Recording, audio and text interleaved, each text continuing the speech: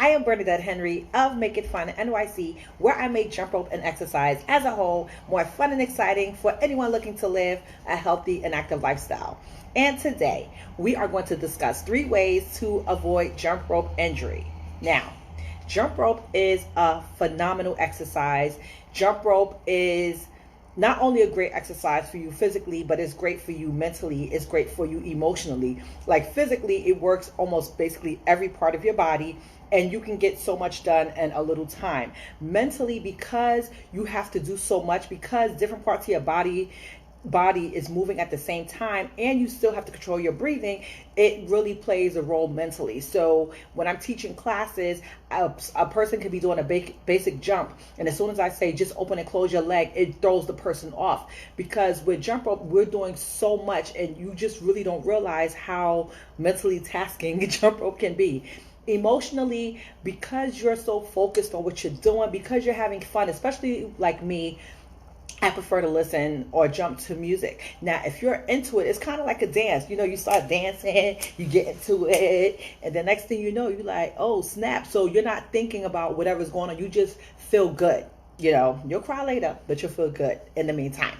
So jump rope has a lot of benefits. Even in addition to that, it helps you with your breathing, your coordination, your stamina, your balance, your timing, your rhythm. And we could just go on and on and on and on about the phenomenal benefits of jump rope. And because jump rope have all of these benefits, I'm starting to see a lot of people just pick up a jump rope and go.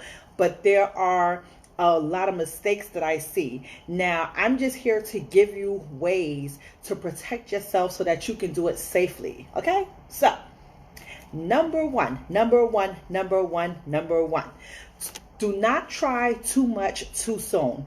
Give yourself time to master the basics before you attempt tricks and technical showstoppers. Slow and steady wins the race.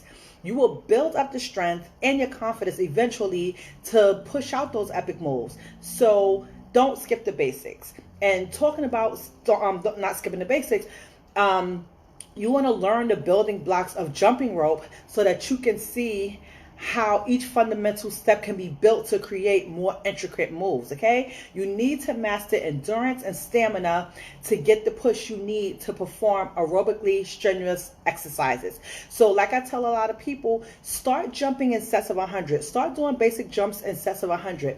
And when you can do a basic jump in a set of 100, that kind of means that you semi-mastered the rhythm, the timing, the breathing, because it only takes about 30 to 45 seconds to do 100 jumps. And if you cannot do that, a basic jump for 35 to 30, from 30 to 45 seconds, can you imagine trying to now add a trick to that where you're going to have to use more of your endurance, more of your breathing, more of your stamina?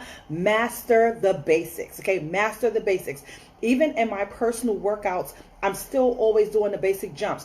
I'm always doing 10 sets of 100 jumps because I'm still working on my conditioning. I'm still working on my stamina in order for me to do the fancy tricks that I like to do, okay?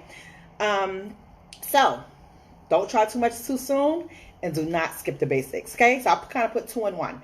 Number 2, do not jump with loose clothing, jewelry, shoelaces, or hair. When you're new to it, a lot of times these things can become distractions. So if you're jumping, for instance, with this hair, and the hair is going like this, and you don't really have any rope control, guess what? Your hair can get tangled up in the rope. Or if you're wearing baggy clothes, you know, your clothes can get caught up in the rope, and you don't want that. So you want to try to keep everything contained. So a lot of times, you know, if you're a female that have a lot of hair, put it in a ponytail, bun it up or something like that. Sometimes I know a lot of people like to wear baggy clothes because they want to like hide the fat. Make it a little bit more fitted, because you don't have any really room to move with something really baggy, and you don't want it to get in the rope. And then guess what? If your clothes and other items get in the rope, you're going to hit yourself with the rope. So try to avoid wearing like loose jewelry, clothing, shoelaces, or hair. Now I know you maybe watch people online that do that, and yes, that's their style. Like I could look at 2 people that I actually know. One, he wears baggy clothes all the time, but he's been jumping for years. He got this under control, so he understands, you know, his placement and how to do what he needs to do. And then I have a young lady I know. She always wear her hair out, always. I've never seen it in a ponytail or anything, but this has because she's used to it. So each is own as you start to progress. But in the meantime, you want to try to keep everything to yourself. And number 3, do not grip the handles too tightly or too loosely. A firm grip for holding the rope is just right. Now, you don't want the person to get whacked in their faces or something because you're holding the rope too loose. Because guess what? If you're holding the rope too loose, guess what? It's going to fly out your hand, right?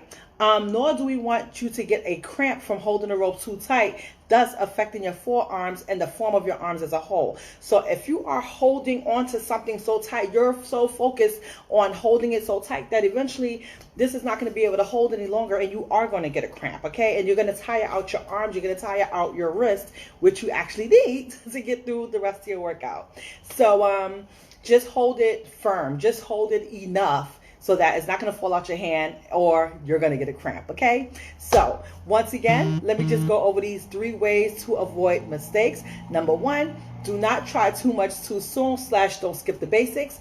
Number 2, do not jump with loose clothing, jewelry, shoelaces, or hair. Number 3, do not grip the ropes too tightly or too loosely. So thank you so much for tuning in. If you have any questions, feel free to leave them below. Thank you and have a nice day. Miss Emily?